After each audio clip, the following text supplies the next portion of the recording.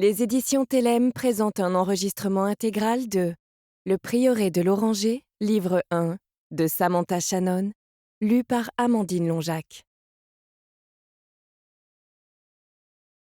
Partie 1. Légende d'antan. Et je vis un ange descendre du ciel, portant la clé de l'abysse, et tenant en sa main une grande chaîne. Il saisit le dragon, ce serpent immémorial, qui est le diable ou Satan, et l'entrava pour 1 millénaire. Il le jeta dans l'abysse, qu'il verrouilla et scella sur lui, afin de l'empêcher de duper encore les nations avant la fin du millénaire. Apocalypse 20, 1, 3. Chapitre 1. Est. L'inconnu sortit de l'eau tel un spectre aquatique, pieds nus et arborant les cicatrices de son périple. Il fendait tel un ivrogne la brume qui s'accrochait par filaments à la Seiki. Les légendes d'antan affirmaient que les spectres aquatiques étaient condamnés à vivre dans le silence, que leur langue s'était flétrie en même temps que leur peau et que leurs os n'étaient plus recouverts que d'algues, qu'ils se tapissaient dans les hauts fonds pour entraîner les imprudents au cœur de l'abysse. Tané n'avait plus craint ces racontards depuis la petite enfance. Désormais, son poignard incurvé tel un sourire brandi devant elle, elle fixait du regard la silhouette avançant dans l'obscurité. Quand le spectre l'appela, elle tressaillit.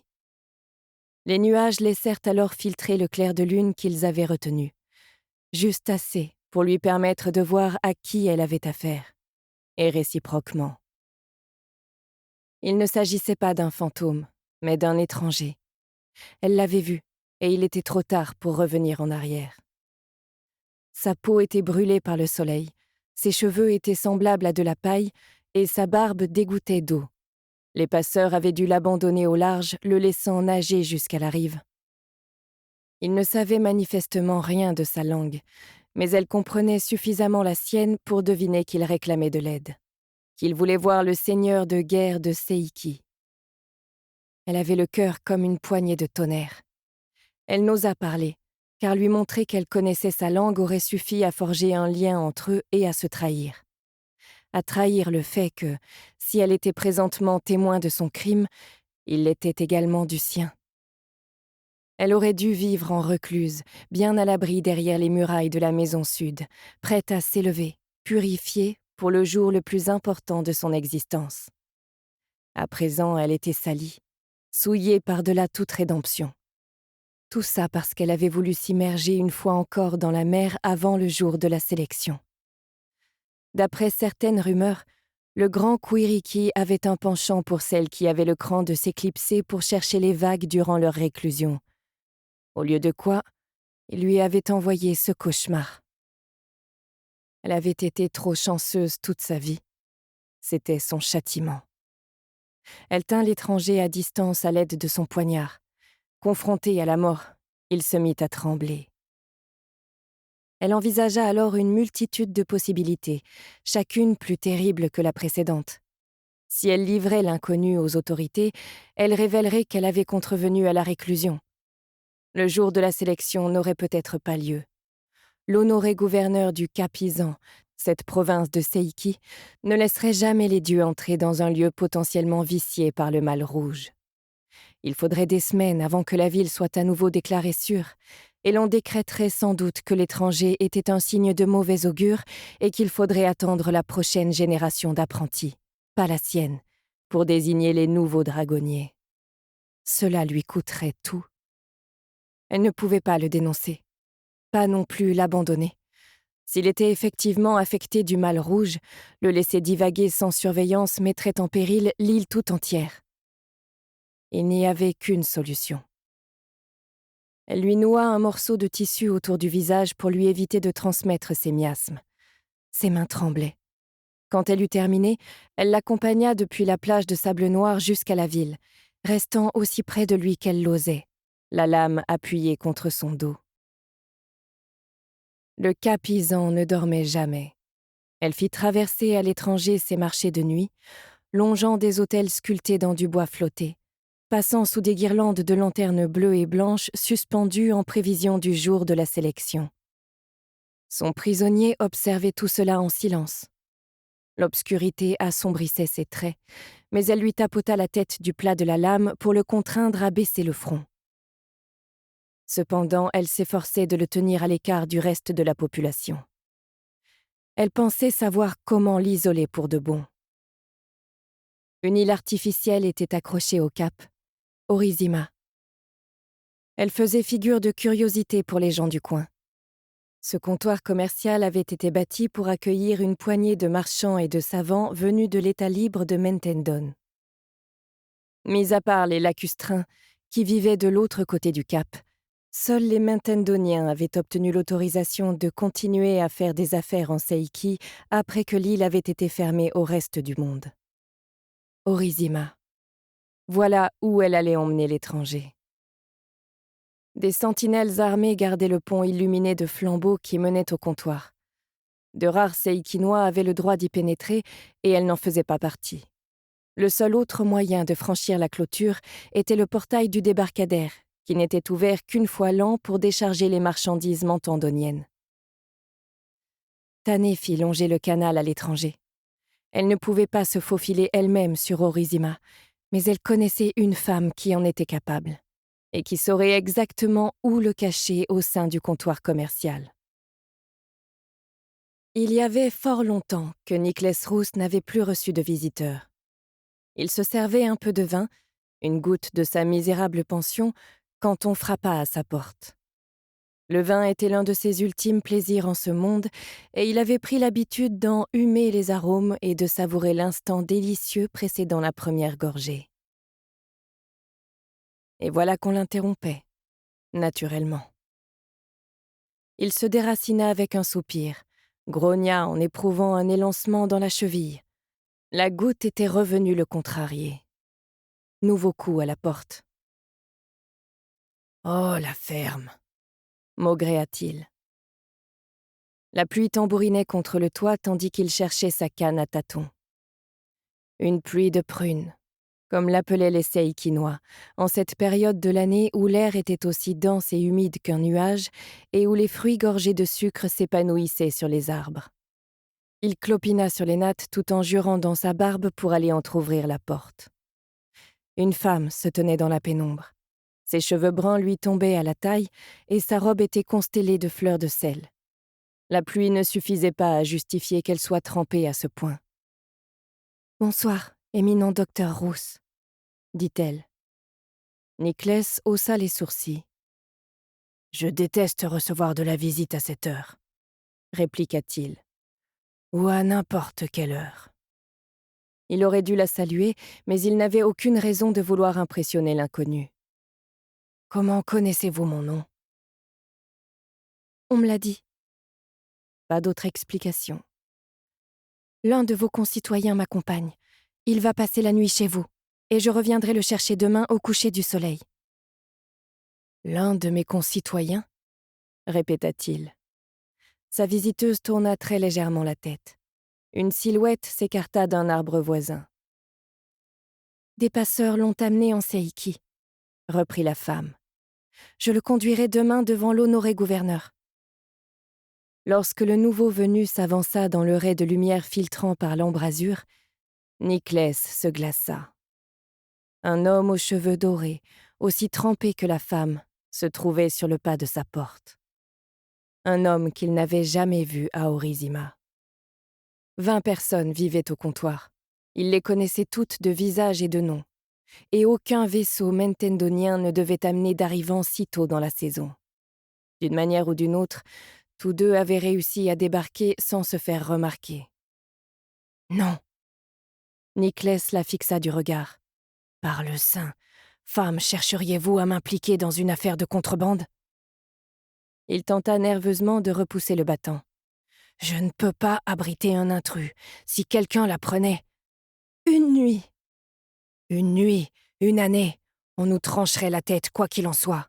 Bonne soirée. » Alors qu'il s'apprêtait à claquer la porte, la femme coinça son coude dans l'entrebâillement. « Si vous acceptez, reprit-elle, désormais si proche que Niclès pouvait percevoir son haleine. Vous serez récompensé en bon argent, plus que vous ne pourriez en transporter. Niclès rousse hésita. C'était tentant. Il avait joué une partie de cartes enivrée de trop avec les sentinelles et leur devait plus qu'il ne pourrait jamais amasser. Jusqu'à présent, il avait réussi à gagner du temps en leur promettant des bijoux par le prochain arrivage mentendonien. Mais il savait pertinemment qu'il ne s'en trouverait pas un seul à bord. Pas pour les gens comme lui. Son côté immature voulait accepter la proposition, ne serait-ce que pour l'adrénaline. Et avant que son côté plus mûr et plus sage ne puisse intervenir, la femme s'écarta. « Je reviendrai demain soir », déclara-t-elle. « Ne le laissez pas se montrer. »« Attendez !» la rappela-t-il, furieux. « Qui êtes-vous » Elle était déjà partie. Après un coup d'œil dans la rue et un grommellement agacé, Niclès attira l'homme apeuré à l'intérieur. C'était de la folie. Si ses voisins se rendaient compte qu'il accueillait un clandestin, on le traînerait devant le seigneur de guerre, qui serait fort courroucé et n'était pas réputé pour sa clémence. Pourtant, Niclès en était là. Il verrouilla la porte. En dépit de la chaleur, le nouveau venu tremblait sur les nattes. Sa peau olivâtre était brûlée au niveau des joues, ses yeux bleus rougis par le sel. Au moins, dans le but de reprendre contenance, Niclès alla chercher une couverture rapportée de Mentendon et la tendit à l'homme, qui s'en saisit sans un mot. Il avait de quoi être effrayé. « D'où arrivez-vous » lui demanda Niclès d'un ton cassant. « Désolé, » murmura son hôte. « Je ne comprends pas. Vous parlez seikinois » De l'Inis, une langue qu'il n'avait plus entendue depuis des années. « Ce n'était pas du seikinois » le détrompa Niclès en changeant de dialecte, « mais du mentendonien. Je pensais que vous veniez de là-bas. »« Non, monsieur, je viens d'Ascalon, » fit-il d'une voix douce. « Puis-je vous demander votre nom, puisque je dois vous remercier de m'abriter ?» Typique des Initiens, la courtoisie avant tout. « Rousse » cracha Niclès. « Docteur Niclès Rousse, maître chirurgien, dont vous mettez la vie en péril par votre simple présence. » Le jeune homme le dévisagea. « Docteur » il déglutit. « Docteur Niclès Rousse ?»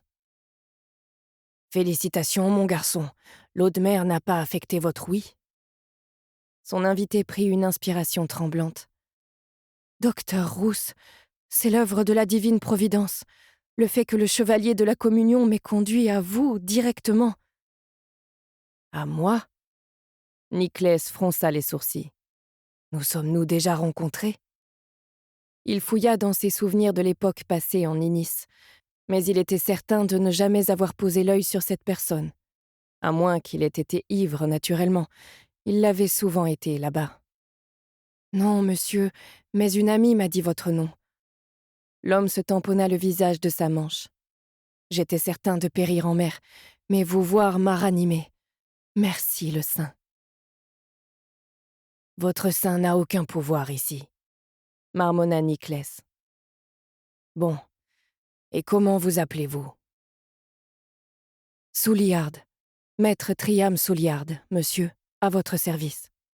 J'étais écuyer pour la maison de Sa Majesté Sebran Beretnet, reine d'Inis. » Niclès grinça des dents. Ce nom alimentait une ire profonde cuisant dans ses entrailles. « Un écuyer ?» Il s'assit. « Sebran s'est-elle lassée de vous, ainsi qu'elle se lasse de tous ses sujets ?» Souliard se hérissa. « Si vous insultez ma reine, je vais... » « Qu'allez-vous faire ?» Niclès le considéra par-dessus la monture de ses lunettes. « Peut-être devrais-je vous appeler Triam Noulard. Avez-vous la moindre idée du sort qu'il réserve aux étrangers par ici? Sebran vous a-t-elle envoyé subir une mort particulièrement lente? Sa Majesté ignore tout de ma présence ici. » Intéressant. Niclès lui servit un verre de vin. « Buvez, » dit-il à contre-cœur. « Cul sec. » Souliard s'exécuta. À présent, maître Souliard, écoutez-moi très attentivement. Combien de personnes vous ont-elles vu? Ils m'ont forcé à nager jusqu'à la rive. Je suis d'abord arrivé dans une anse. Le sable y était noir. Souliard grelottait. Une femme m'a trouvé et m'a conduite en ville à la pointe du couteau. Elle m'a abandonné dans une étable. Puis une autre femme est arrivée et m'a ordonné de la suivre. Elle m'a ramené dans la mer et nous avons nagé jusqu'à une jetée. Il y avait un portail tout au bout. Et était-il ouvert? Oui. La femme devait connaître l'une des sentinelles. Elle avait dû lui demander de laisser libre l'accès au débarcadère. Souliard se frotta les yeux. Le temps passé en mer l'avait tanné, mais Niclès voyait désormais à quel point il était jeune. Peut-être une vingtaine d'années. « Docteur Rousse, reprit l'étranger, je suis chargé d'une mission de la plus haute importance. Je dois m'entretenir avec le... Je dois vous interrompre ici, maître Souliard.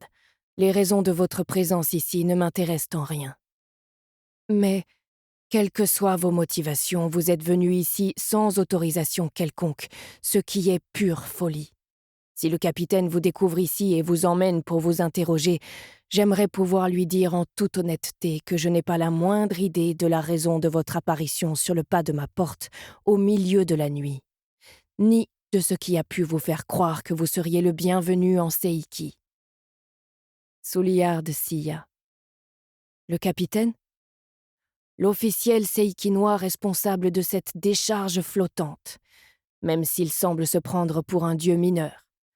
Savez-vous au moins où nous sommes? À Orizima, le dernier comptoir commercial occidental de l'Est. C'est son existence même qui m'a fait espérer que le seigneur de guerre accepterait de me recevoir. Je vous assure que Pitosu Nadama n'accueillera jamais un intrus à sa cour, quelles que soient les circonstances. Ce qu'il fera, en revanche, s'il a vent de votre présence ici, c'est vous exécuter. » Souliard ne répondit rien. Niclès envisagea brièvement d'expliquer à son hôte que sa sauveteuse avait prévu de revenir le chercher, peut-être après avoir prévenu les autorités de son arrivée. Il s'en abstint finalement. Souliard risquait de paniquer et de tenter de s'enfuir, alors qu'il n'avait nulle part où aller. Demain. Il serait parti demain. Niclès entendit alors des voix à l'extérieur. Des bottes foulaient avec fracas les marches en bois des habitations voisines. Il réprima un frisson. « Cachez-vous !» ordonna-t-il en empoignant sa canne. Souliard disparut derrière un paravent. Niclès ouvrit sa porte, les mains tremblantes. Des siècles plus tôt, le premier seigneur de guerre de Seiki avait signé le grand édit, interdisant l'île à tous, sauf aux lacustrins et aux Mentendoniens, et ce dans l'espoir de protéger son peuple de la peste draconique. Même après la fin de l'épidémie, la séparation était restée. Tout étranger arrivé sans permission devait être éliminé, ainsi que tous ses complices. Il n'y avait aucune sentinelle dans les rues, mais plusieurs de ses voisins s'étaient rassemblés. Niclès alla se joindre à eux. « Au nom de Géliane, que se passe-t-il » demanda-t-il au cuisinier qui observait un point au-dessus de leur tête, la bouche suffisamment béante pour gober des papillons. « Je te conseille de ne plus jamais faire cette tête, Harold. On pourrait te prendre pour un demeuré. »« Regarde, Rousse !» souffla le cuisinier. « Regarde !» « J'espère que c'est... » Il s'interrompit en l'apercevant. Une tête énorme se dressait au-dessus de la clôture d'Orizima. Elle appartenait à une créature née d'un joyau et de la mer. Des nuages s'élevaient de ses écailles, des écailles en pierre de lune, si lumineuses qu'elles paraissaient luire de l'intérieur. Une croûte de gouttelettes semblable à des gemmes scintillait sur chacune. Chaque œil était une étoile en fusion, chaque corne du vif argent éclairé par la lune blafarde. La créature volta au-dessus du pont avec la grâce d'un ruban et prit son essor vers le firmament, aussi légère et discrète qu'un cerf-volant. Un dragon. Et alors qu'il s'élevait au-dessus du cap Isan, d'autres s'envolaient depuis l'eau, laissant derrière eux un sillage d'embrun. Niclès porta une main à son cœur qui battait à tout rompre. Ça alors, murmura-t-il. Que font-ils ici? Chapitre 2. Ouest. Il était masqué, bien entendu. Il l'était toujours. Seul un imbécile s'introduirait clandestinement dans le donjon de la reine sans s'assurer de son anonymat. Et si ce coupe-jarret avait réussi à atteindre l'antichambre, c'est qu'il était loin d'être idiot. Dans la grande chambre à coucher de l'autre côté, Sebran dormait profondément. Les cheveux détachés et ses longs cils noirs reposant sur ses joues, la reine d'Inis était l'illustration parfaite du sommeil. Ce soir, c'était Roselaine Crest qui partageait sa couche. Toutes deux étaient inconscientes de l'ombre assoiffée de sang qui se rapprochait à chaque instant. Lorsque Sebran se retirait, la clé de son espace le plus intime était conservée par l'une de ces dames de la chambre. Catherine d'Osier en avait pour l'instant la charge, et elle se trouvait dans la galerie des corps. Les appartements royaux étaient gardés par les chevaliers du corps, mais la porte de la grande chambre n'était pas toujours surveillée. Après tout, il n'en existait qu'une seule clé. Aucun risque d'intrusion. Dans l'antichambre, ultime rempart entre la couche royale et le monde extérieur, l'assassin jeta un coup d'œil en arrière. Sir Gullland était revenu de son poste à l'extérieur, ignorant de la menace qui s'était introduite furtivement durant son absence. Inconscient de la présence d'Eed, dissimulé parmi les chevrons, qui observait le coupe-jarret toucher la porte qui le conduirait à la reine. Dans le silence, l'intrus tira une clé de son manteau et l'introduisit dans la serrure, où elle pivota. Pendant un long moment, il demeura immobile, attendant le bon moment. Celui-ci était infiniment plus prudent que les autres. Lorsque Land fut en proie à l'une de ces quintes de toux fréquentes, l'intrus entr'ouvrit la porte de la grande chambre. De sa main libre, il dégaina une lame. Le même genre de lame que les autres avaient utilisé. Lorsqu'il bougea, Eed en fit autant. Elle se laissa silencieusement tomber de la poutre qui le surplombait. Ses pieds nus se posèrent sans bruit sur le marbre. Alors que le coupe-jarret s'introduisait dans la pièce, la dague au clair, elle lui couvrit la bouche et lui enfonça son poignard entre les côtes. L'assassin se débattit. Eed tint bon, veillant à ne pas se laisser souiller par la moindre goutte de sang. Lorsque le corps s'immobilisa, elle l'allongea au sol et souleva le masque de velours que portait sa victime, à l'instar de ses prédécesseurs. Le visage en dessous était bien trop jeune, à peine sorti de l'enfance. Ses grands yeux troubles étaient rivés sur le plafond. Eed ne le reconnut pas. Elle lui embrassa le front et l'abandonna sur le marbre. Dès l'instant où elle retourna se tapir dans l'ombre, elle entendit un appel au secours. Au point du jour, elle se trouvait sur les terres du palais. Ses cheveux étaient prisonniers d'une résille d'or parsemée d'émeraudes. Tous les matins, elle s'attelait à la même routine. Rester prévisible était une sécurité. Elle commença par aller trouver le maître des postes, qui confirma qu'il n'avait pas reçu de lettre à son intention. Puis elle se rendit au portail pour contempler la ville d'Ascalon, dans laquelle elle s'imaginait déambuler un jour, jusqu'à aboutir à un port et un bateau qui la ramènerait au Lésia. Parfois, elle avisait quelqu'un qu'elle connaissait, et ils échangeaient un signe de tête presque imperceptible. Enfin, elle gagna le pavillon des banquets, où elle petit déjeuna en compagnie de Margaret. Puis à 8 heures, ses obligations commencèrent. La première du jour était de dépister la blanchisseuse royale. Et Ed la retrouva derrière la grande cuisine, dans un renfoncement drapé de lierre. Un garçon d'écurie semblait compter du bout de la langue les taches de rousseur sur son cou. « Bien le bonjour à tous les deux », lança Ed. Les tourtereaux s'écartèrent l'un de l'autre avec un hoquet de surprise. Les yeux écarquillés, le lad détala comme l'un de ses chevaux. « Mademoiselle Dorian !» La blanchisseuse lissa ses jupons et inclina respectueusement la tête pour la saluer. Elle avait rougi jusqu'à la racine des cheveux. « Oh, par pitié, ne dites rien à personne, mademoiselle, ou je serai perdue. » Inutile de me faire la révérence, je ne suis pas une dame. Éed sourit. Je jugeais plus prudent de te rappeler que tu devais t'occuper de Sa Majesté tous les jours. Tu as fait preuve de relâchement dernièrement. Oh, mademoiselle Dourian, j'avoue avoir eu l'esprit ailleurs, mais je suis tellement inquiète. La domestique tordit ses mains calleuses. Les servantes ne cessent de chuchoter, mademoiselle. Elles prétendent qu'une vouivrette a ravi du bétail près des lacs il n'y a pas 2 jours de cela. Une vouivrette! N'est-il pas effrayant que les serviteurs du sang non se réveillent?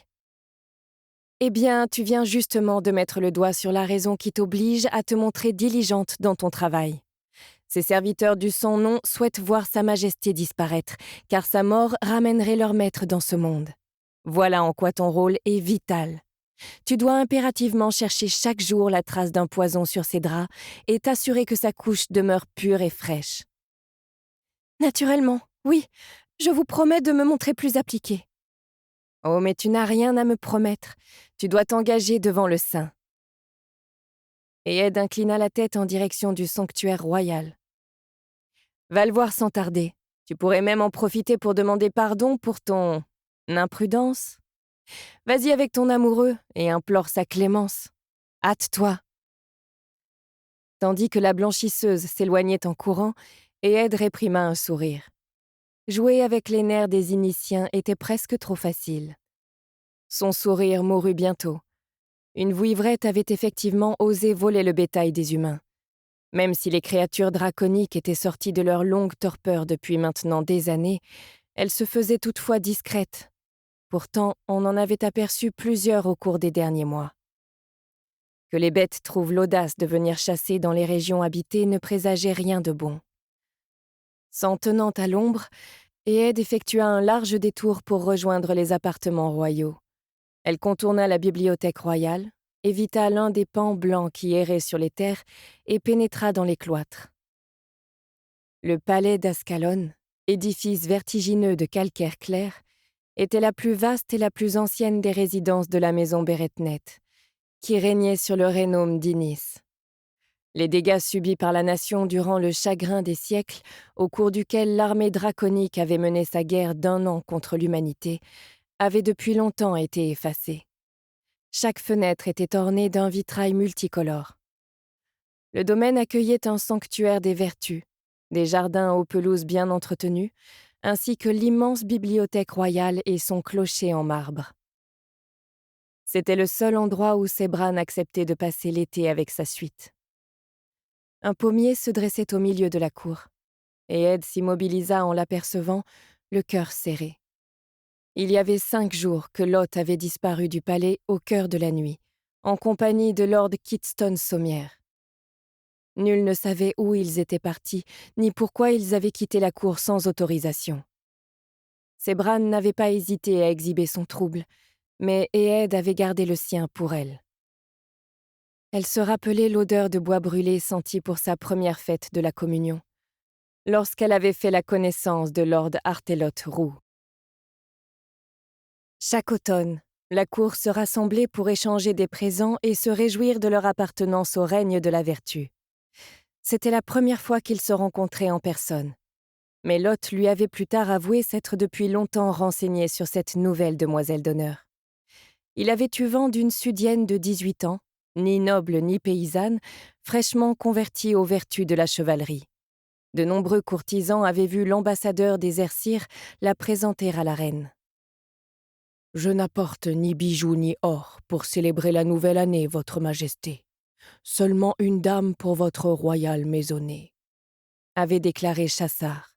« La loyauté est le plus beau présent qui soit. » La reine elle-même n'avait alors que 20 ans. Une demoiselle d'honneur sans titre ni sans noble faisait un étrange cadeau, mais la courtoisie l'avait contrainte à l'accepter. Cela s'appelait la fête de la communion. Mais la communion avait ses limites. Personne n'avait proposé à Éed de danser ce soir-là. Personne, sauf Lot, large d'épaules, plus grand qu'elle d'une bonne tête, la peau d'un noir profond et un chaleureux accent du Nord. Tout le monde à la cour connaissait son nom. Il était l'héritier de Boulodor, lieu de naissance du saint, et un proche ami de la reine Sebran. Mademoiselle Dorian, l'avait-il abordé avec une révérence. Si vous acceptiez de me faire l'honneur d'une danse pour me permettre d'échapper à la terne conversation du chancelier du Trésor, je vous en serais infiniment reconnaissant. En contrepartie, j'irai chercher une cruche du meilleur vin d'Ascalon, dont la moitié vous reviendrait. Qu'en dites-vous? Elle avait alors grand besoin d'un ami, et d'une boisson plus forte. Ainsi, même s'il était Lord Artelot Roux, et même s'il lui était parfaitement étranger, ils avaient dansé 3 pavanes et passé le reste de la soirée auprès du pommier, à boire et à discuter sous les étoiles. En un rien de temps, une amitié était née. À présent, il était parti, et il n'y avait qu'une explication possible. Lot n'aurait jamais quitté la cour de son propre chef, certainement pas sans en informer sa sœur, ni sans demander congé à Sebran. Il y avait donc été contraint. Margaret et elle avaient bien essayé de l'avertir. Elle lui avait dit que son amitié avec Sebran, née dès leur tendre enfance, finirait par faire de lui une menace pour les prétendants de la reine. Il devait donc prendre ses distances avec elle maintenant qu'ils étaient plus âgés. Lot n'avait jamais voulu entendre raison. Et Ed secoua la tête pour se tirer de sa rêverie. En quittant les cloîtres, elle se tint à l'écart d'un groupe de servantes attachées à Lady Igraine Crest, duchesse de la justice. Le symbole de sa livrée était cousu sur leur tabard. Le jardin du cadran buvait la lumière matinale. Ses sentiers étaient baignés d'une lumière de la couleur du miel, et les roses qui bordaient les pelouses rougissaient discrètement. Les lieux étaient dominés par les statues des 5 grandes reines de la maison Beretnet, qui se dressaient sur un linteau au-dessus de l'entrée de la tour obscure. Habituellement, Sebran aimait à se promener là, bras dessus, bras dessous, avec l'une de ses dames de compagnie. Mais ce jour-là, les chemins étaient déserts. La reine ne serait pas d'humeur à se baguenauder alors qu'un cadavre avait été retrouvé si près de son lit. Et Ed s'approcha du donjon de la reine. Les vignes-bois qui serpentaient sur sa façade croulaient sous les fleurs pourpres. Elle gravit les nombreuses marches à l'intérieur pour gagner les appartements royaux. 12 chevaliers du corps, revêtus de leur armure dorée et de leurs manteaux d'hiver sinoples, flanquaient les portes de l'antichambre. Des motifs floraux couvraient leurs canons d'avant-bras, tandis que les armes des Beretnet trônaient fièrement sur leurs plastrons. Ils redressèrent brusquement la tête à l'arrivée des Aides. « Bon matin !» lança-t-elle. Ils se détendirent et s'effacèrent pour laisser entrer l'une des dames de l'antichambre. Et Ed retrouva bientôt Lady Catherine d'Osier, nièce du duc de la Communion. À 24 ans, elle était la plus jeune et la plus grande des dames de la chambre. Dotée d'une peau brune et lisse et de lèvres pleines, elle arborait une crinière crépue d'un rouge si profond qu'il en paraissait presque noir. « Mademoiselle Dorian » dit-elle. Comme tout le monde au palais, elle portait le sinople et l'or de l'été. « Sa Majesté est encore couchée. Avez-vous pu trouver la blanchisseuse ?»« Oui, madame. » Et Ed fit une révérence. « Il semble que des obligations familiales l'aient retenue. » Aucune obligation ne prime sur notre devoir envers la couronne. Catherine lança un regard vers les portes. Il y a eu une nouvelle intrusion. Cette fois, le scélérat était bien moins maladroit. Non seulement a-t-il réussi à atteindre la grande chambre, mais il en possédait la clé. « La grande chambre ?» répéta Ed, qui espérait paraître sincèrement choqué. « Cela signifie que quelqu'un de la royale maisonnée a trahi Sa Majesté. » Catherine opina du chef. « Nous pensons qu'il est arrivé par l'escalier dérobé. Cela lui aura permis d'échapper à la plupart des chevaliers du corps pour aboutir directement dans l'antichambre. Et étant donné que cet escalier était scellé depuis... » Elle soupira. Le sergent porteur a été congédié pour son laxisme. Dorénavant, la porte de la grande chambre ne devra jamais plus être quittée des yeux. Et Ed acquiesça. Qu'attendez-vous de nous aujourd'hui? J'ai une mission particulière à vous confier. Comme vous le savez, l'ambassadeur mentendonien Oscar de Utzieder doit arriver ce jour. Sa fille a eu du relâchement dans ses tenues ces derniers temps, ajouta Catrienne en pinçant les lèvres. Lady Truide était toujours élégante à son arrivée à la cour, mais à présent... Tenez, elle avait une feuille dans les cheveux lors de l'oraison d'hier. Quant à la veille, elle avait tout bonnement oublié sa gaine. Elle étudia Éed longuement. Vous semblez savoir vous vêtir conformément à votre condition. Veillez à ce que Lady Truide soit prête. Oui, madame. Oh, et Éed, pas un mot sur l'intrusion. Sa Majesté ne souhaite pas semer le trouble à la cour. Naturellement. En repassant devant les gardes, Éed coula un regard vers leurs visages inexpressifs. Elle savait depuis longtemps que quelqu'un laissait entrer des coupes jarrées au palais. Et voilà qu'on avait confié au dernier d'entre eux la clé lui permettant d'atteindre la reine d'Inis dans son sommeil. Éed avait la ferme intention de démasquer le coupable. À l'instar de la plupart des maisons royales, la maison Beretnet avait connu son lot de morts prématurées. Gloriane Ier avait bu du vin empoisonné. Gilliane III n'avait régné qu'1 an avant d'être poignardée par l'une de ses domestiques. La propre mère de Sebran, Rosariane IV, avait succombé à une robe imprégnée de venin de basilic. Nul ne savait comment cette tenue avait abouti dans la garde-robe royale, mais on soupçonnait un acte de trahison. Et voilà que les assassins revenaient s'occuper de la dernière descendante de la famille Beretnet. Ils se rapprochaient un peu plus de la souveraine à chacune de leurs tentatives. L'un d'eux s'était trahi en renversant un buste, une autre avait été surprise à voler dans la galerie des corps, un troisième avait hurlé des insanités devant les portes du donjon jusqu'à ce que les gardes interviennent. Aucun lien n'avait pu être établi entre les meurtriers en herbe, mais Éed était convaincu qu'ils servaient le même maître. Quelqu'un qui connaissait bien le palais. Quelqu'un qui aurait pu voler la clé, la reproduire et la remettre en place en l'espace d'une journée. Quelqu'un qui savait comment ouvrir l'escalier dérobé, demeuré verrouillé depuis la mort de la reine Rosariane. Si Éed faisait partie des dames de la chambre, du cercle de confiance de Sebran, protéger celle-ci serait plus aisé. Elle attendait donc que l'occasion se présente depuis son arrivée en Inis. Mais elle commençait à croire que cela n'adviendrait pas. Une convertie sans titre ne faisait pas une candidate convenable. Éed trouva Truide dans la chambre des coffres, où dormaient les demoiselles d'honneur. 12 lits y étaient disposés côte à côte. Leur quartier était plus confortable ici que dans bien des palais, mais trop exigu au goût de filles de noble famille. Les plus jeunes, hilars, faisaient les imbéciles avec des oreillers, mais elles cessèrent dès qu'Éed apparut. La fille que celle-ci cherchait était encore au lit. Lady Truide, marquise de Zider, était une jeune femme sérieuse, à la peau laiteuse couverte de taches de son et aux yeux charbonneux. Elle avait été envoyée en Inis à l'âge de 15 ans, 2 ans plus tôt, pour y apprendre les manières de la cour avant d'hériter de son père le duché de Zider. Il y avait chez elle une vigilance évoquant à Éed celle du moineau. Elle passait de longues heures dans la salle de lecture, à mi-hauteur des échelles ou compulsant des ouvrages fragiles. « Lady Truide » dit Éed en se fendant d'une révérence. « Qu'y a-t-il » s'enquit la fille d'un air las.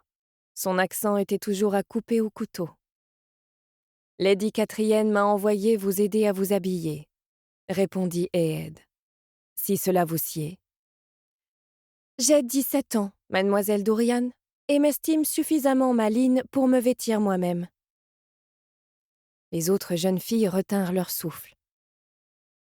Je crains fort que Lady Catrienne ne partage pas votre opinion, répliqua Éed d'un ton égal.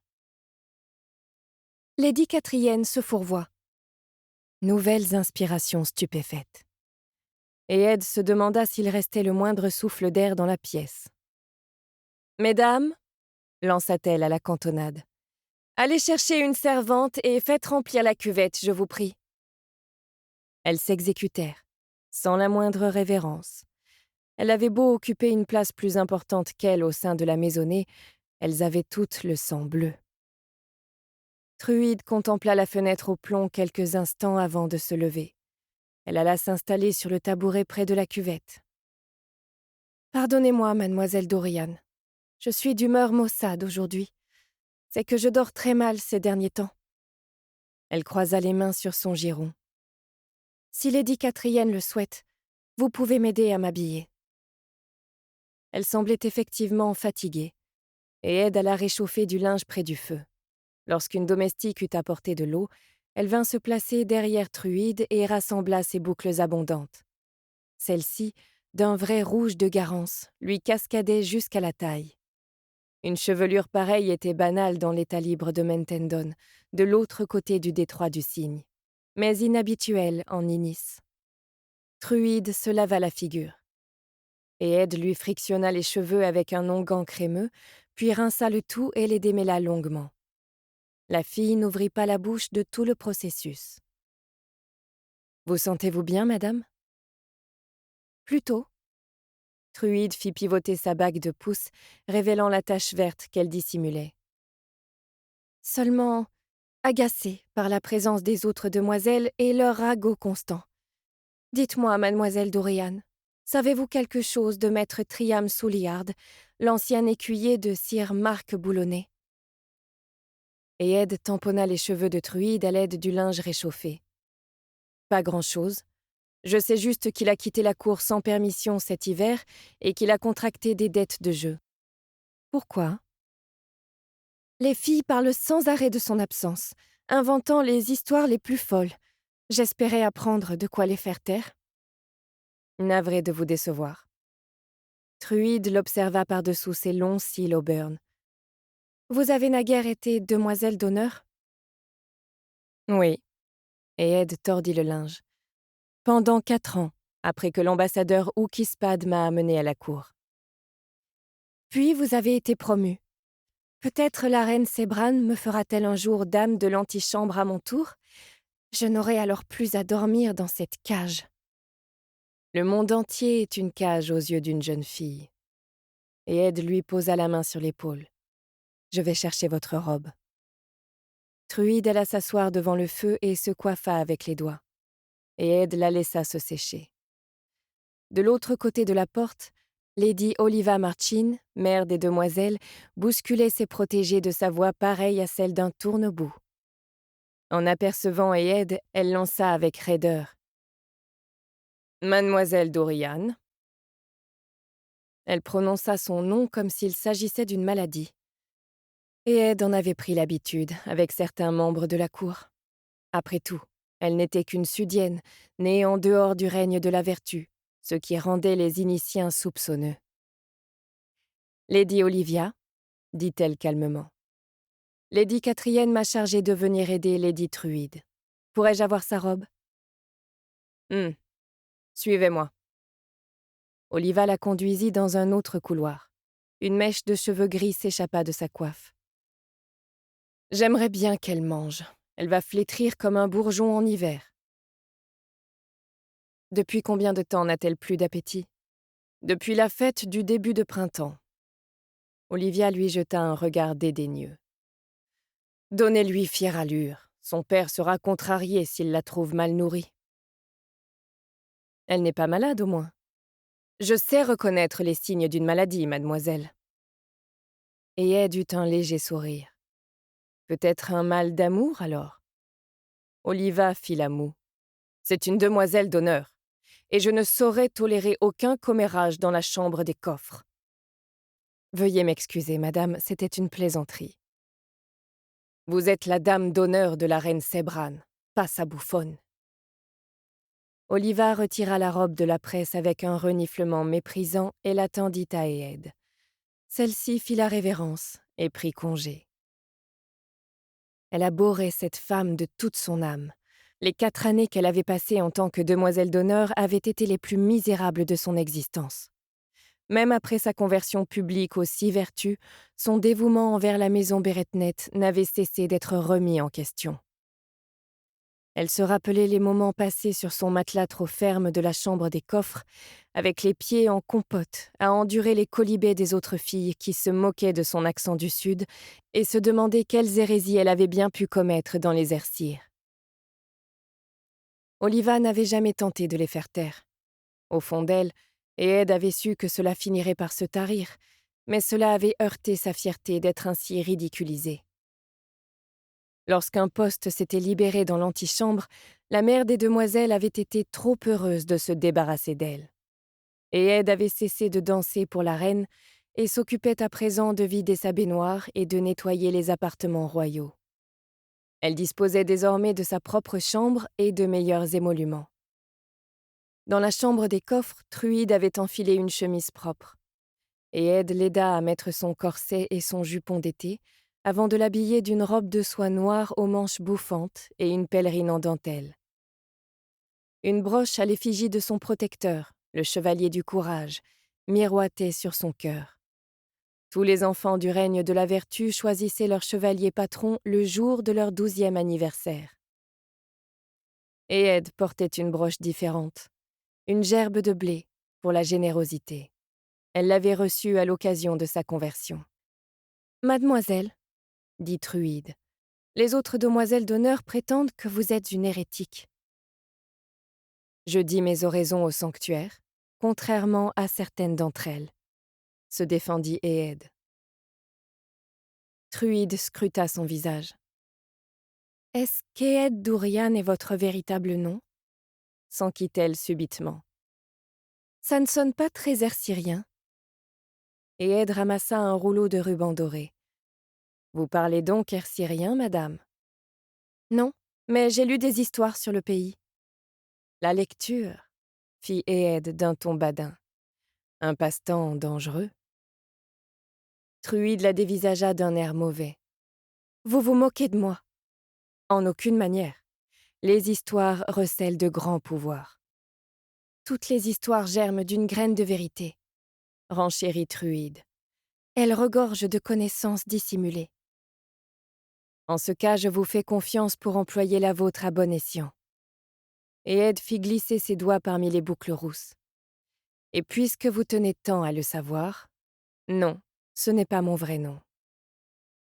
C'est ce que je me disais. Alors quel est-il? Et Ed sépara 2 mèches de cheveux et les tressa avec le ruban. Personne ici ne l'a jamais entendu. Truide haussa les sourcils. Pas même Sa Majesté? Non. Et Ed fit pivoter la fille afin de lui faire face. La mère des demoiselles s'inquiète pour votre santé. Êtes-vous sûre d'aller bien? Truide hésita, et Ed lui posa une main amicale sur le bras. Vous connaissez l'un de mes secrets. Nous sommes liés par un vœu de silence. Vous êtes enceinte, n'est-ce pas? Truide se raidit. Pas du tout. En ce cas, qu'y a-t-il? Cela ne vous concerne pas. J'ai l'estomac fragile, voilà tout, depuis le départ de maître Souliard. Truide la dévisagea comme si elle l'avait giflé.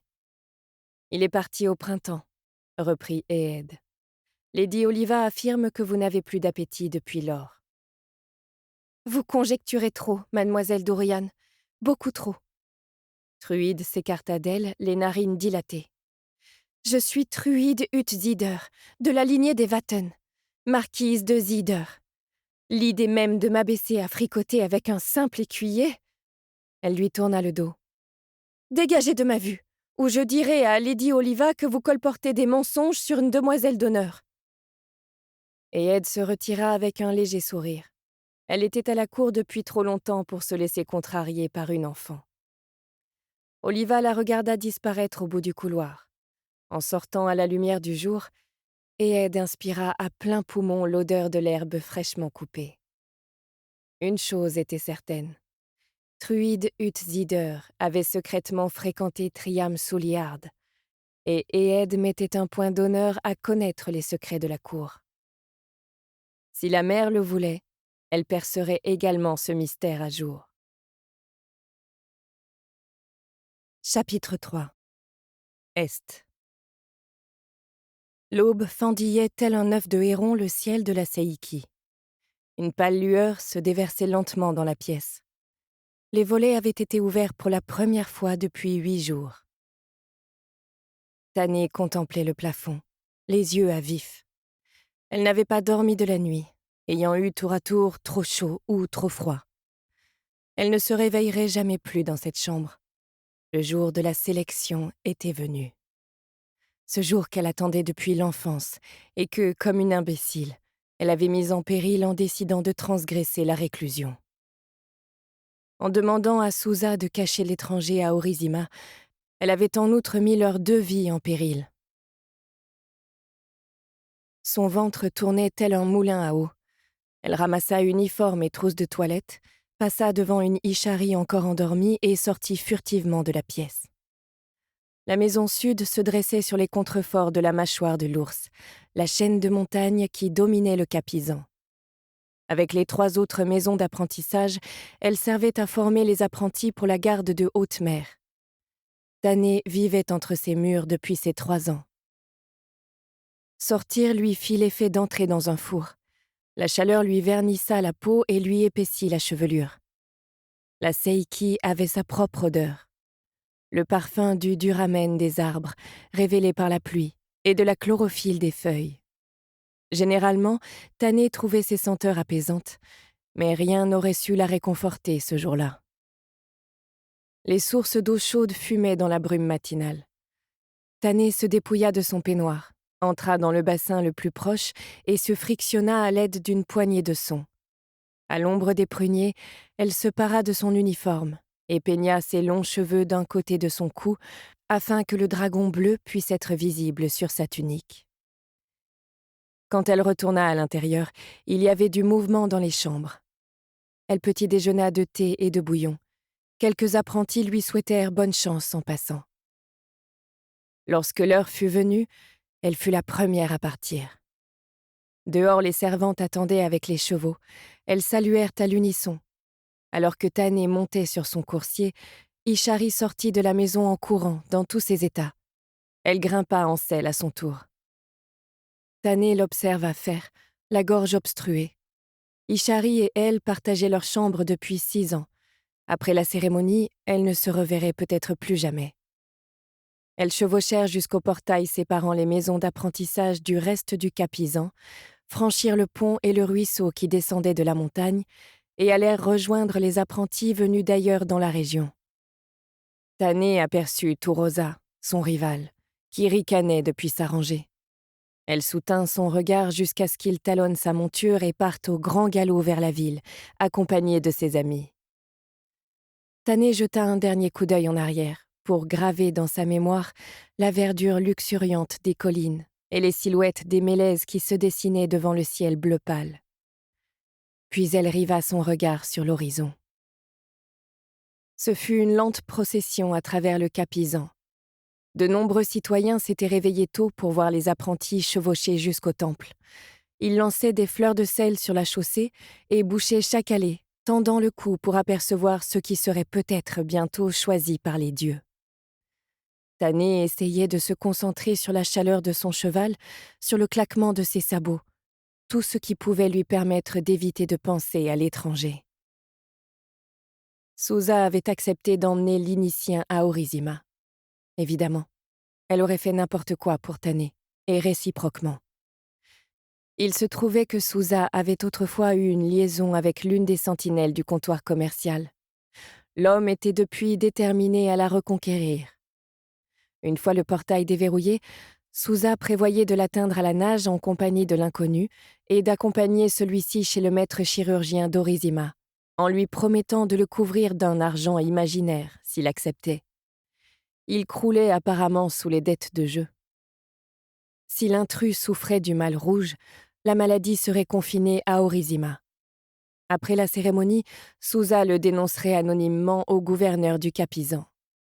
Le chirurgien serait fouetté quand il découvrirait un étranger chez lui. Mais Tane ne pensait pas qu'il serait condamné à mort. Cela mettrait en péril l'alliance conclue avec l'État libre de Mentendon.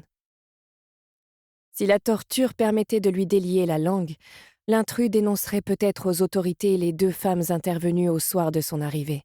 Mais il n'aurait guère de temps pour plaider sa cause. Il serait passé par l'épée pour éviter tout risque de contamination. Tannée contempla alors ses mains, où apparaîtraient les premières rougeurs. Elle n'avait pas touché sa peau, mais le simple fait de s'approcher de lui avait représenté un risque considérable, un instant de pure folie. Et si Souza avait contracté le mal rouge, elle ne se le pardonnerait jamais. Son amie avait tout mis en péril pour s'assurer que cette journée soit conforme à ce dont Tannée avait toujours rêvé. Souza n'avait pas remis en cause ses scrupules ni sa santé mentale. Elle s'était contentée d'accepter de l'aider. Les portes du grand temple du Cap étaient ouvertes pour la première fois depuis une décennie. Elles étaient flanquées de 2 statues colossales représentant des dragons, la gueule béante, rugissant pour l'éternité. 40 chevaux trottèrent entre elles. Jadis fait de bois, le temple avait été réduit en cendres au cours du Grand Chagrin, avant d'être rebâti en pierre. Des centaines de lanternes en verre bleu pendaient à ses avant-toits, exsudant une lumière froide. On eût dit des bouchons de pêche. Tannée mit pied à terre et accompagna Ishari vers l'entrée en bois flotté. Turosa leur emboîta le pas. « Que le grand Quiriki te sourie aujourd'hui, Tannée, » déclara-t-il. « Quelle honte ce serait, pour une apprentie de ton rang, d'être expédiée sur l'île Plume. » « Ce serait une vie respectable, » rétorqua Tannée en confiant son cheval à un valet d'écurie. « Je suis sûr que tu parviendras à t'en convaincre quand tu y habiteras. » « Peut-être m'y accompagneras-tu, honorable Turosa. » Il eut un tic nerveux et partit à grands pas rejoindre ses amis de la Maison Nord.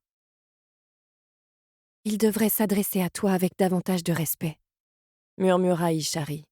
« Doumo dit que tu obtiens de meilleurs résultats que lui dans la plupart des disciplines. » Tannée ne répondit rien. Elle avait des fourmis plein les bras. Elle était la meilleure de sa maison, mais Turosa également. Une fontaine sculptée à l'effigie du grand Quiriki, le premier dragon à avoir jamais accepté un humain sur son dos, se dressait dans la cour extérieure du temple. De l'eau de mer se déversait de sa bouche. Tannée s'y lava les mains et en déposa une goutte sur ses lèvres. Elle semblait pure.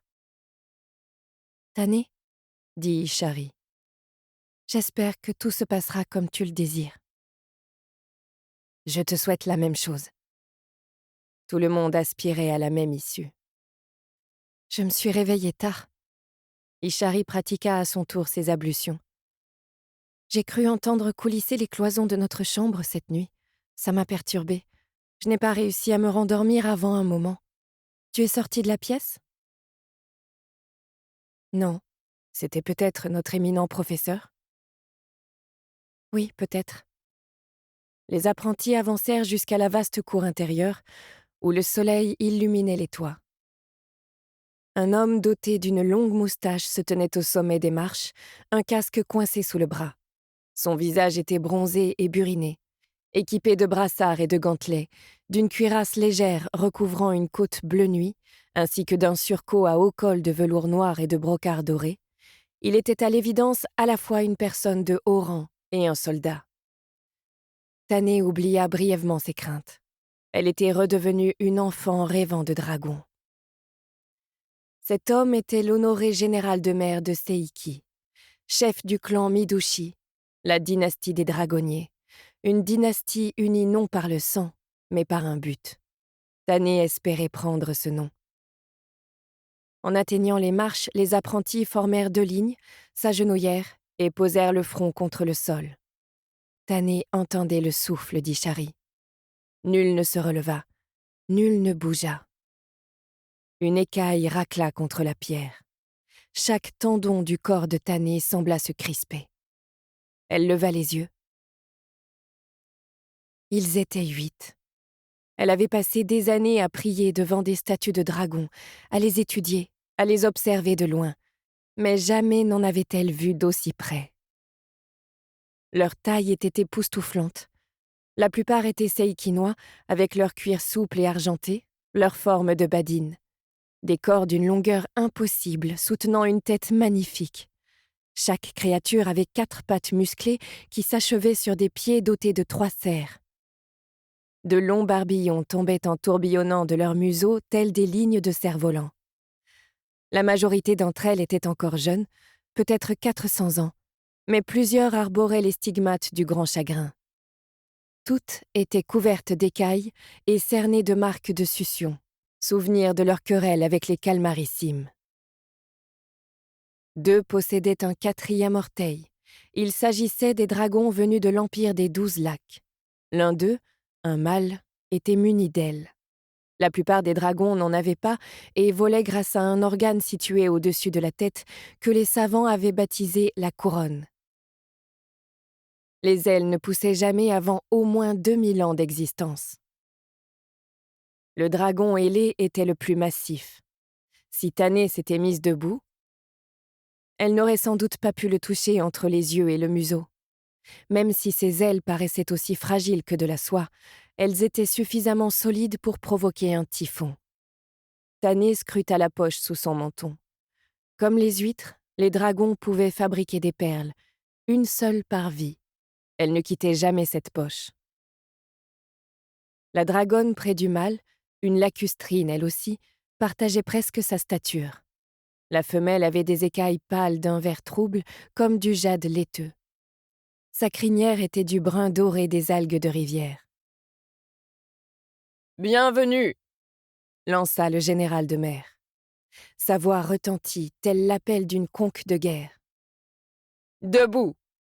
ordonna-t-il alors, et tous obéirent.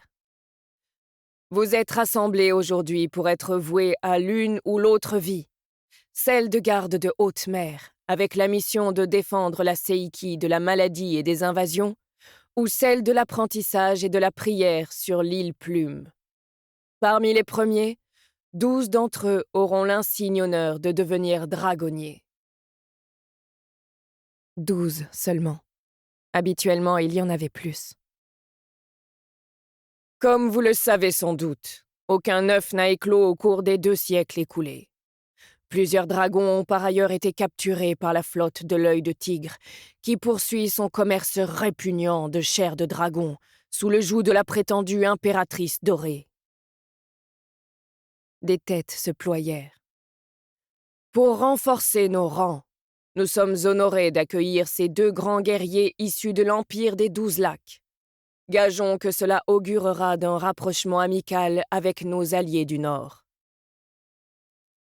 Le général de mer inclina la tête devant les 2 dragons lacustrins.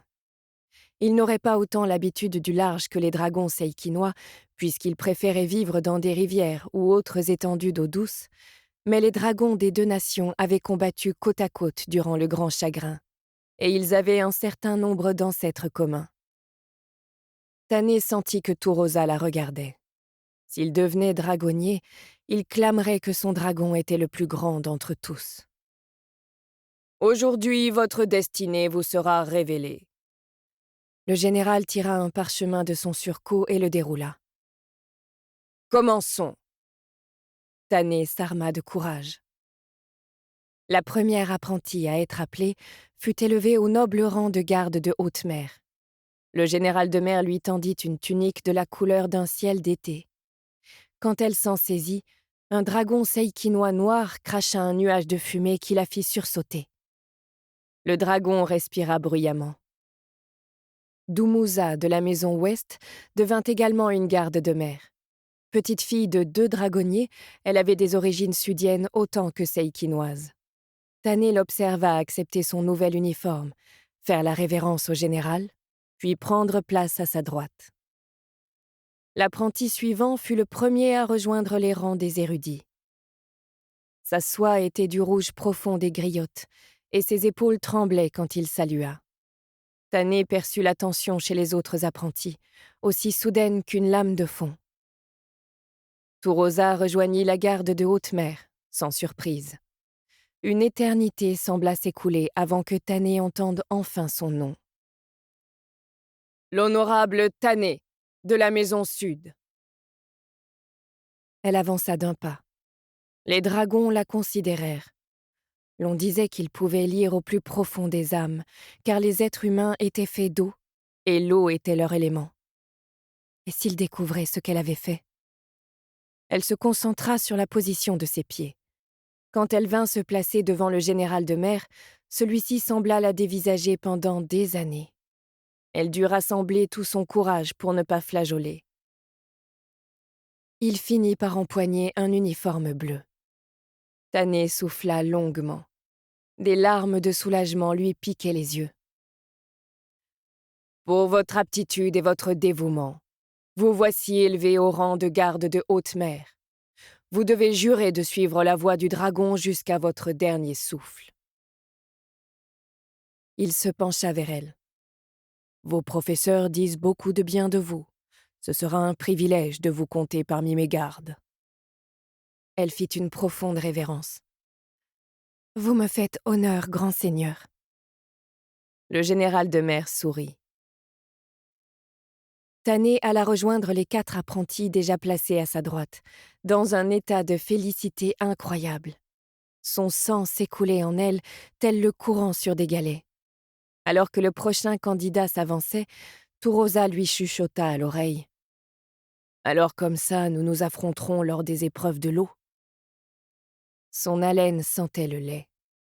« Bien. Ce sera un plaisir de me mesurer à un guerrier de ton talent, honorable Tourosa, » répliqua calmement Tannée. « Je vois clair dans ton jeu, bouseuse. Je lis dans ton cœur la même chose que dans le mien, de l'ambition. » Il marqua une pause alors qu'un jeune homme allait rejoindre l'autre groupe.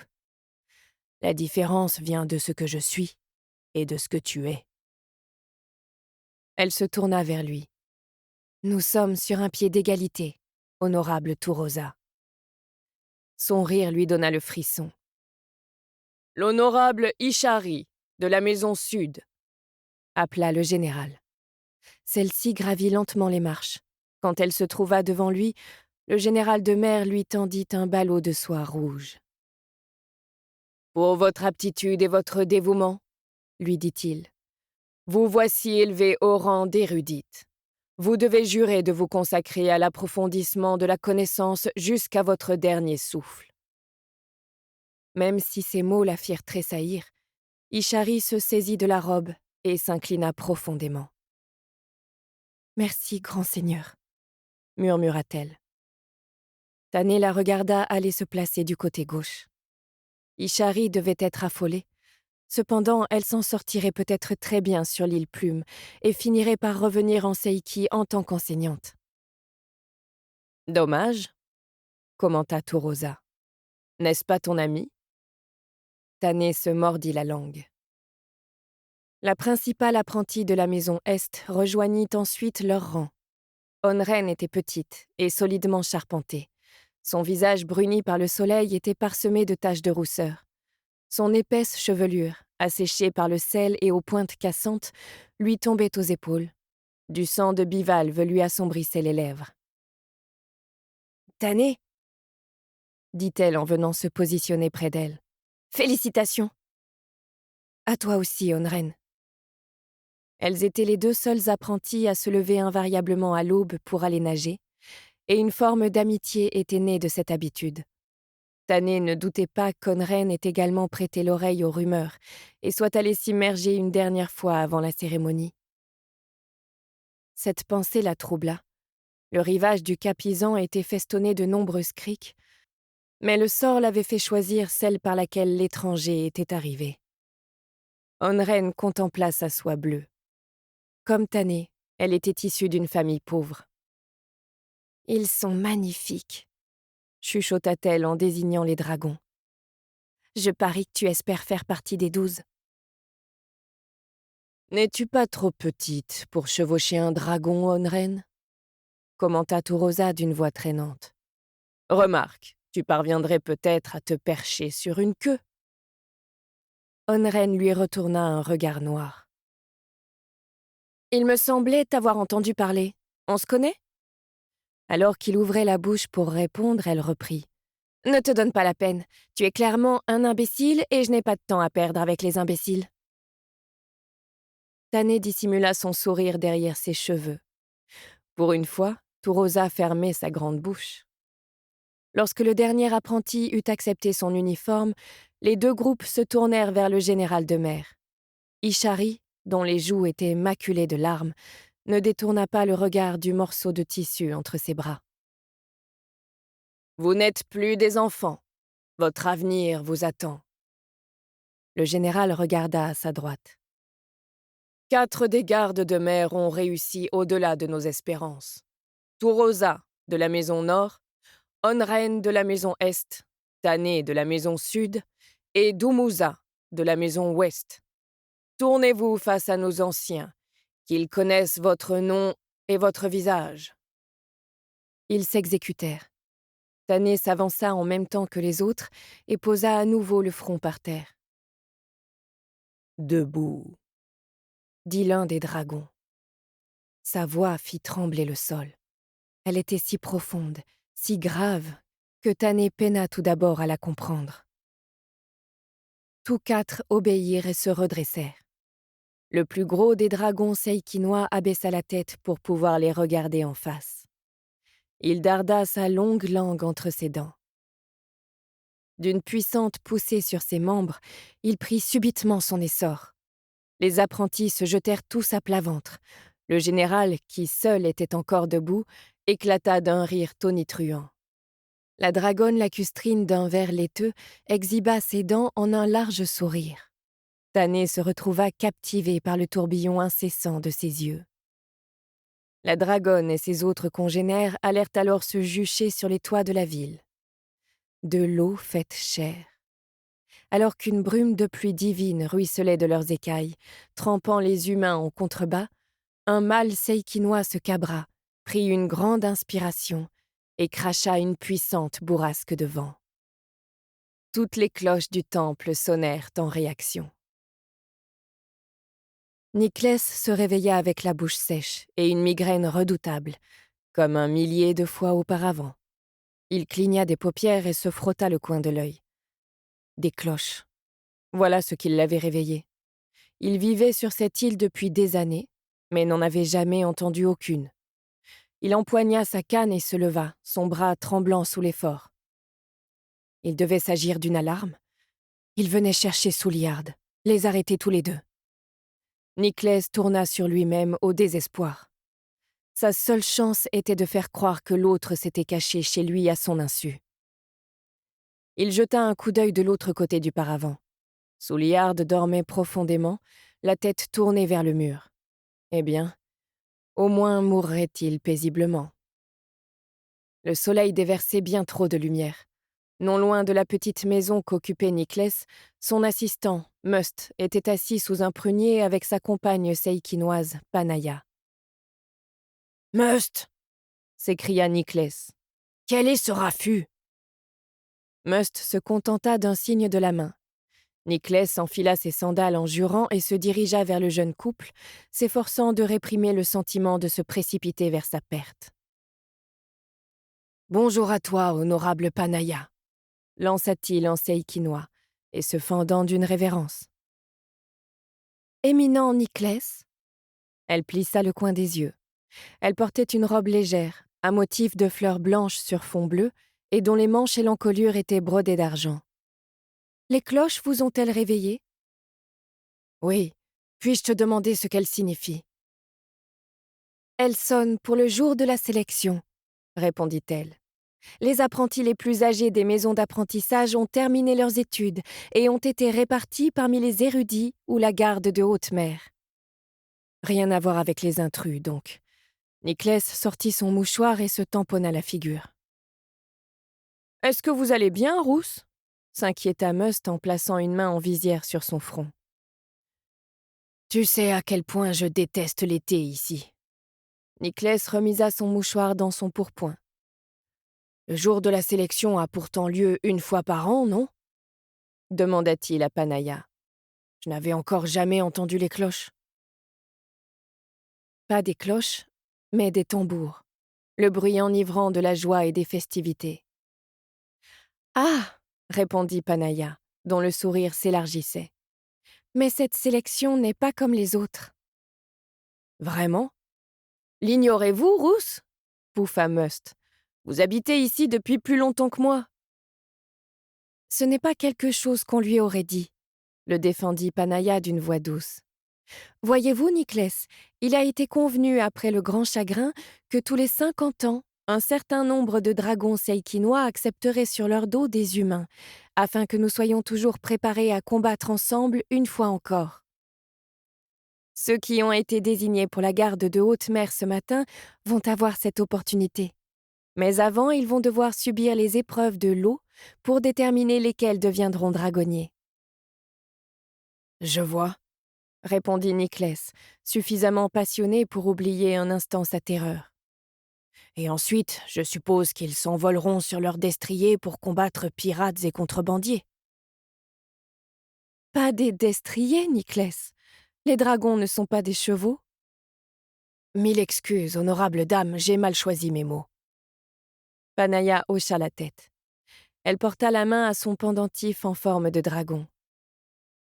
Un tel bijou serait détruit sous le règne de la vertu, où l'on ne faisait plus la différence entre les anciens dragons de l'Est et les Wyrms cracheurs de feu, plus jeunes, qui avaient autrefois terrorisé le monde.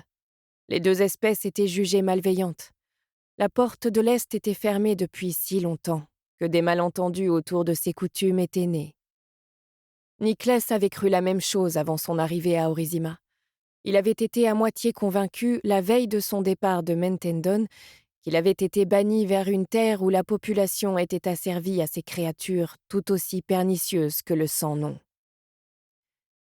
Comme il avait été effrayé ce jour-là. Tous les enfants mentendoniens connaissaient les histoires du sans-nom depuis le jour où ils découvraient le langage. Sa chère mère avait pris un malin plaisir à le terrifier aux larmes, en lui décrivant le père et suzerain de tous les cracheurs de feu, celui qui avait émergé du mont Effroi à Califourchon sur le chaos et la destruction. Sir Gallian Beretnet l'avait alors blessé grièvement avant qu'il puisse assujettir l'humanité. 1000 ans plus tard, son spectre rôdait encore dans les cauchemars de chacun. Juste alors, un fracas de sabots traversa le pont d'Orizima, tirant brusquement Niclès de sa rêverie. Des soldats. Il se décomposa. Ils venaient le chercher. Et maintenant que l'heure était venue, il se sentait plus exalté qu'effrayé. Ainsi soit-il.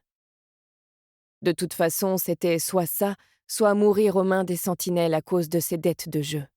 « Saint, pria-t-il, accordez-moi seulement de ne pas me faire dessus. » Les soldats portaient une tunique verte sous leur côte. À leur tête se trouvait, bien sûr, leur capitaine. Ce beau capitaine, toujours accommodant, qui refusait de dire son nom à quiconque sur Orizima. Il dominait Niclès d'un pied complet et était toujours en armure. Le capitaine mit pied à terre et se dirigea à grands pas vers la maison de Niclès. Il était entouré de ses sentinelles, une main posée sur le pommeau de son épée. « Rousse !» Un poing prisonnier d'un gantelet frappa contre la porte. « Rousse, ouvrez cette porte ou je l'enfonce !»« Inutile de casser quoi que ce soit, honorable capitaine !» intervint Must. « L'éminent docteur Rousse est ici !» Le capitaine tourna les talons. Ses yeux noirs s'embrasèrent et il s'approcha d'eux. « Rousse !» Niclès aurait aimé prétendre que nul ne s'adressait jamais à lui avec un tel mépris, mais c'eût été mentir. « Vous pouvez tout à fait m'appeler Niclès, honorable capitaine, » répondit-il avec toute la gaieté qu'il pouvait feindre. « Nous nous connaissons depuis assez long. »« Silence !» aboya le capitaine. Niclès se tut. « Mes sentinelles ont trouvé la porte du débarcadère ouverte hier soir. Un vaisseau pirate a été aperçu non loin. Si l'un d'entre vous abrite des intrus ou de la contrebande, parlez maintenant, et le dragon fera peut-être preuve de merci. » Panaya et Must restèrent muets. Niclès, cependant, était violemment tiraillé. Souliard n'avait nulle part où se cacher. Ferait-il mieux de tout avouer? Avant qu'il ait pu se décider, le capitaine fit signe à ses sentinelles. « Fouillez les maisons !» Niclès retint son souffle. Il y avait en Seiki une espèce d'oiseau dont le cri ressemblait au début d'un geignement de bébé. Niclès percevait cela comme un symbole douloureux de sa vie à Orizima. Le gémissement ne se transformait jamais totalement en hurlement. Il se trouvait dans l'attente permanente d'un coup qui ne tombait jamais. Alors que les sentinelles retournaient son intérieur, ce maudit oiseau se mit à chanter, et Niclès n'entendit plus que ça. Les soldats finirent par revenir les mains vides. « Personne là-dedans !» affirma l'un d'eux. Niclès dut fournir un gros effort pour ne pas s'effondrer à genoux. Le capitaine le dévisagea longuement, la mine insondable, puis s'en alla vers la rue voisine. Et l'oiseau continuait de glapir. Hic, hic, hic. Chapitre 4. Ouest. Quelque part dans le palais d'Ascalon, les aiguilles noires d'une horloge en verre laiteux s'approchaient lentement de midi. La chambre de présence était comble pour accueillir la délégation mentendonienne, comme toujours lorsque des ambassadeurs étrangers se présentaient en Ninis. Les fenêtres avaient été ouvertes pour laisser entrer la brise aux senteurs de chèvrefeuille. Celle-ci ne suffisait toutefois pas à dissiper la chaleur. Les fronts étaient moites de sueur, et les éventails en plumes étaient de sortie, si bien que la pièce semblait envahie d'oiseaux batifolants. Et Ed se tenait parmi la foule avec les autres dames de l'antichambre. Margaret Roux se trouvait à sa droite. Les demoiselles d'honneur leur faisaient face, de l'autre côté du tapis. Truide Zider rajusta son carcanet. Et Ed n'arrivait pas à comprendre pourquoi les Occidentaux n'acceptaient pas de se dépouiller de quelques couches de vêtements durant l'été. Des murmures résonnaient dans la salle caverneuse. Assise bien au-dessus de ces sujets, Sebran IX observait la scène depuis son trône de marbre. La reine d'Inis était le portrait craché de sa mère et de sa grand-mère, et ainsi de suite sur plusieurs générations. La ressemblance était troublante. À l'instar de ses ancêtres, elle était dotée de cheveux noirs et d'yeux verts d'eau qui semblaient se fracturer au soleil. L'on prétendait que, tant que sa lignée perdurerait, le sans-nom ne pourrait jamais s'éveiller de son sommeil. Sebran embrassait tous ces sujets d'un regard détaché, qui ne s'attardait sur personne en particulier. Elle avait 28 ans, mais ses prunelles recelaient la sagesse d'une dame bien plus âgée.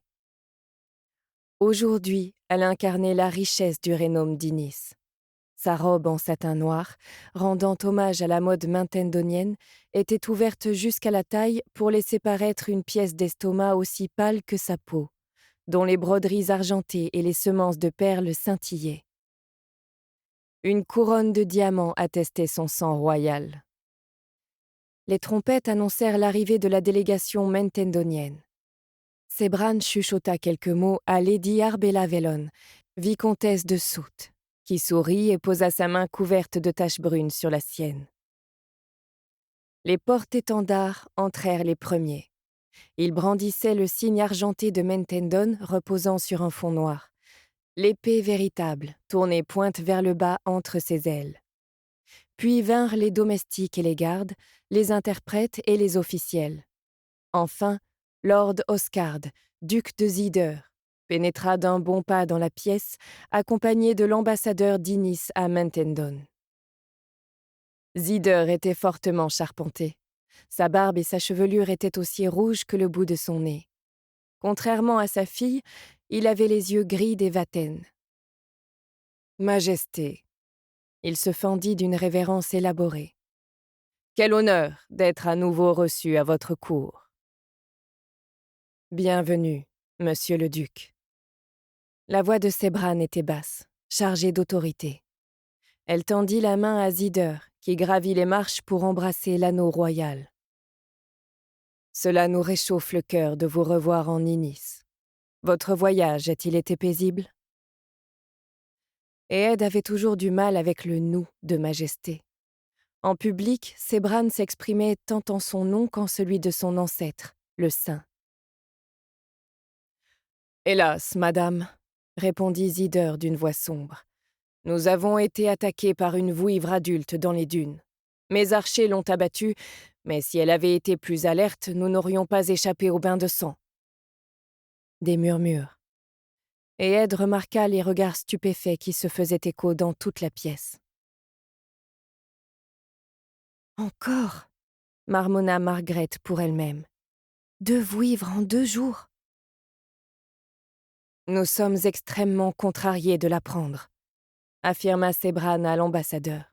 « Nos meilleurs chevaliers errants vous raccompagneront à Perchette. Votre voyage de retour sera moins mouvementé. » « Je vous en remercie, Majesté. À présent, vous désirez sans doute voir votre fille. » Sebran se tourna vers la demoiselle en question. « Approchez, mon enfant. » Truide s'avança sur le tapis et fit la révérence. Quand elle se redressa, son père l'étreignit.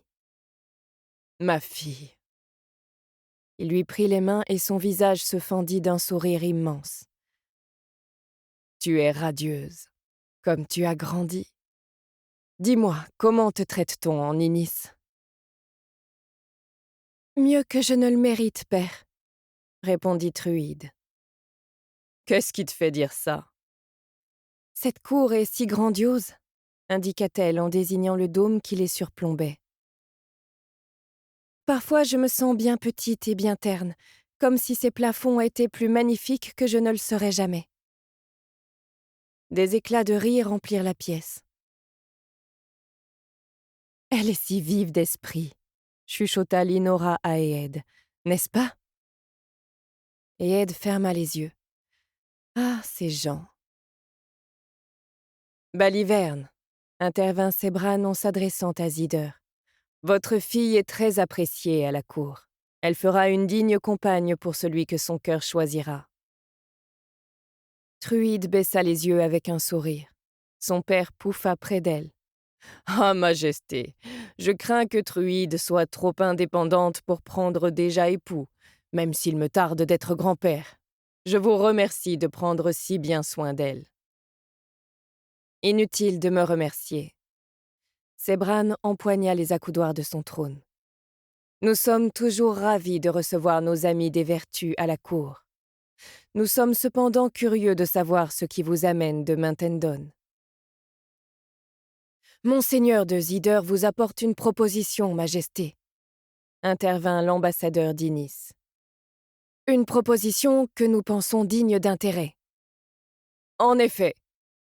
Zider tout sauta pour s'éclaircir la voix. Son Altesse royale Obrecht II, grand prince de l'État libre de Mentendon, admire votre Majesté depuis longtemps. Il a entendu parler de votre courage, de votre beauté et de votre fervent dévouement aux 6 vertus. À présent que feu son grand-oncle a été enseveli, il sollicite un renforcement de l'alliance entre nos 2 pays. Et comment son Altesse royale compte-t-elle raffermir une telle alliance ? S'enquit Sebran. Par le mariage, Majesté. Toutes les têtes pivotèrent vers le trône. Il y avait toujours une période de fragilité avant qu'une souveraine Beretnet attende un héritier. Leur maison était une maison de filles, une par reine. Leur sujet estimait qu'il s'agissait là d'une preuve de leur sainteté. Chaque reine d'Inis était supposée se marier et engendrer aussi vite que possible, afin de ne pas mourir sans héritière véritable. Cela se révélerait dangereux dans n'importe quel pays, car cela précipiterait une guerre civile. Mais selon les croyances initiennes, l'effondrement de la maison Beretnet causerait en outre la résurrection du sans-nom et la dévastation du monde. Pourtant, Sebran avait jusqu'à présent refusé toute proposition de mariage. La reine se rencogna dans son trône et considéra Zider. Le visage de sa majesté ne trahissait rien, comme à son habitude. « Mon cher Oscard, » déclara-t-elle, « si flattés que nous soyons, nous pensons nous souvenir que vous êtes déjà marié. » La cour éclata de rire. Zider avait jusqu'à présent eu l'air nerveux, mais il souriait désormais. « Majesté, » s'esclaffa-t-il, « c'est mon maître qui sollicite votre main. » Poursuivez, je vous prie, l'encouragea Sebran avec l'ombre d'un sourire. La vouivre était oubliée. Enhardi, Zider avança d'un autre pas. Madame, reprit-il, comme vous le savez, votre ancêtre, la reine Sebran VII, était mariée à mon propre lointain parent, Heinrich Vatten, intendant prospectif de Mentendon, tant que le pays était sous contrôle étranger. Depuis que la maison Lieveline a chassé les Vatten, en revanche, il n'y a plus eu aucun lien formel entre nos nations en dehors de notre religion commune. Sebran l'écouta avec un air d'indifférence qui ne confinait jamais à l'ennui ni au mépris. Le prince Aubrecht est conscient que la demande en mariage de feu son grand-oncle a été déclinée par votre majesté et aussi par la reine-mère. Zider se racla à nouveau la gorge. Toutefois, mon maître pense offrir une autre sorte de compagnie. Il estime également qu'il y aurait de nombreux avantages à renouer une alliance entre Linis et Mentendon. Nous sommes le seul pays à disposer d'une présence commerciale à l'Est, et à présent que la Iscaline est tombée dans le péché, il juge qu'une alliance embrassant notre foi serait vitale. Quelques murmures suivirent cette dernière déclaration. Peu de temps auparavant, le royaume de Iscaline, au sud, vivait également sous le règne de la vertu, avant d'adopter le sans-nom comme nouveau dieu. Le grand prince souhaite vous offrir un gage de son affection, si votre majesté veut bien avoir la grâce de l'accepter, reprit Zider. Il connaît votre amour pour les perles issues de la mer de Dan-Soleil. Il claqua des doigts. Une domestique mentendonienne approcha du trône et s'agenouilla. Une huître reposait sur le coussin de velours qu'elle tenait devant elle. La coquille entr'ouverte laissait apparaître une perle noire iridescente, aussi grosse qu'une cerise et légèrement teintée de vert. Elle brillait, telle de l'acier plié exposé au soleil. C'est la plus belle perle dansante de sa collection, capturée au large de la Seiki, expliqua Zider. Elle a plus de valeur que le vaisseau qui lui a fait traverser l'abysse. Sebran se pencha en avant. La servante souleva le coussin un peu plus haut. Il est vrai que nous avons une tendresse particulière pour les perles dansantes, et que nous en manquons, répondit la reine. Nous l'acceptons donc volontiers. Cela ne signifie pas pour autant que la proposition l'est également. Naturellement, Majesté, il s'agit d'un simple présent d'un ami de la vertu, rien de plus. Fort bien. Sebran coula alors un regard vers Lady Roselaine Crest, principale gente dame de la chambre, qui portait une robe en soie émeraude et une pèlerine de fine dentelle blanche. Sa broche exhibait 2 coupes, comme celle de quiconque prenait la chevaleresse de la justice comme patronne. Sauf que la sienne était dorée, preuve qu'elle était de la lignée de la dite chevaleresse. Roselaine fit un signe à peine perceptible à l'une de ses demoiselles d'honneur, qui se hâta d'emporter le coussin.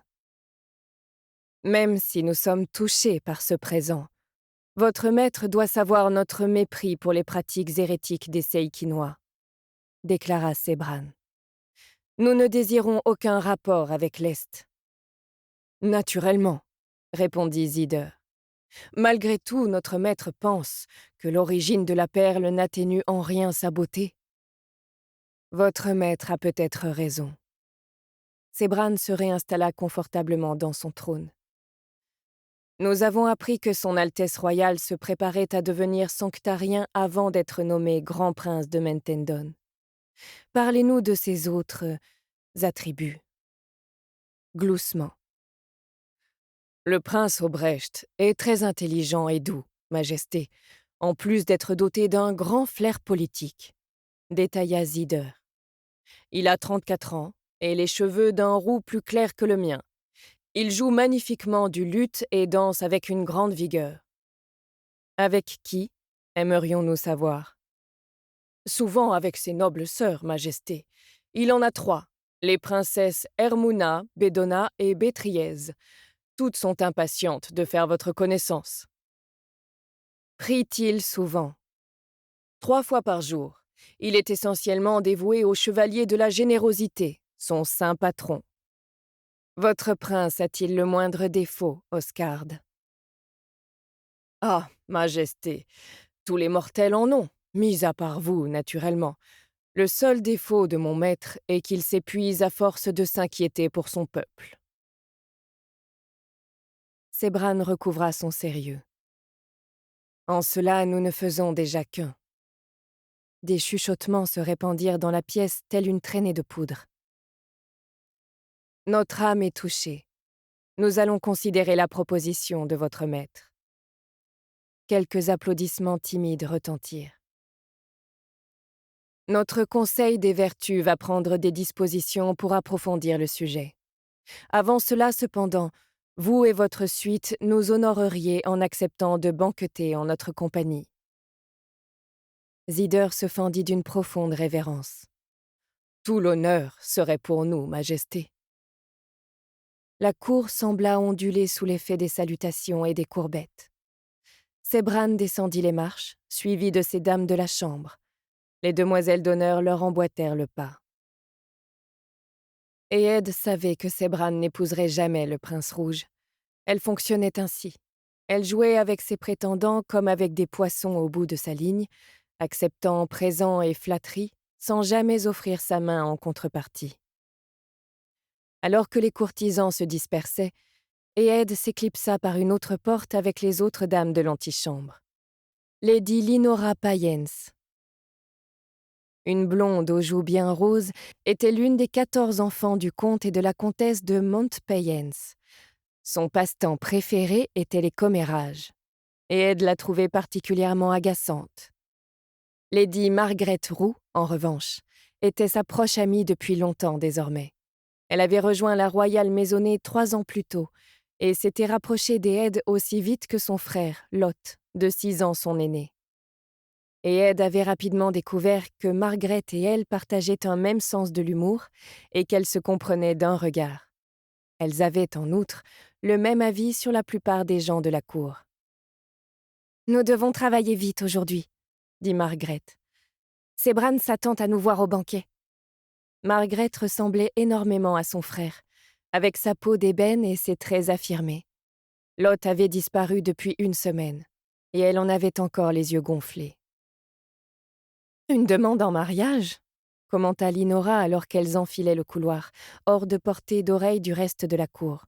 « Et de la part du prince Aubrecht. Je le pensais trop pieux pour se marier. » « Aucun prince n'est trop pieux pour épouser la reine d'Inis, » la détrompa Eed.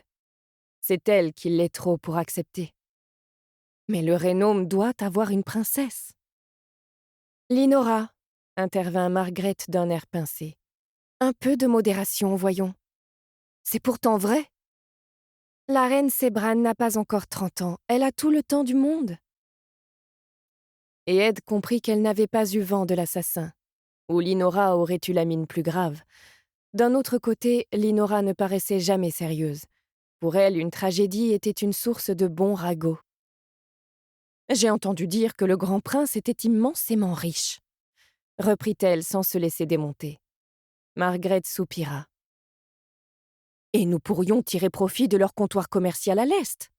Imaginez donc, pouvoir accéder à toutes les perles de la mer de Dan-Soleil, au plus bel argent, aux épices et aux bijoux. La reine Sebran dédaigne l'Est, ainsi que nous devrions toutes le faire, » rétorqua Eed. « Ce sont des adorateurs de Wyrm. » « L'Inis n'aurait aucun négoce à y faire, idiote. Nous pourrions tout acheter aux Mentendoniens. » La souillure n'en serait pas moins grande. Les Mentendoniens commerçaient avec l'Est, et l'Est idolâtrait les Wyrm. « Je m'inquiète surtout pour des questions d'affinité, » réagit Margaret.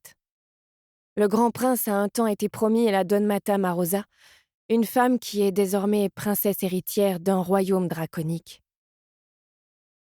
« Oh, ces fiançailles ont été dissoutes il y a longtemps !» contra Linora en rejetant ses cheveux en arrière. « Et puis je ne pense pas qu'il l'appréciait beaucoup. Il a dû percevoir qu'elle avait le cœur maléfique. » Une fois aux portes de l'antichambre, Eed se tourna vers les 2 autres femmes. Mesdames, je m'occuperai de vos corvées aujourd'hui. Vous devriez assister au banquet. Margaret fronça les sourcils. Sans toi? Je ne manquerai à personne. Et Ed sourit. Allez-y toutes les deux, et profitez-en. Le chevalier de la générosité te bénisse et aide. Linora avait déjà remonté la moitié du couloir.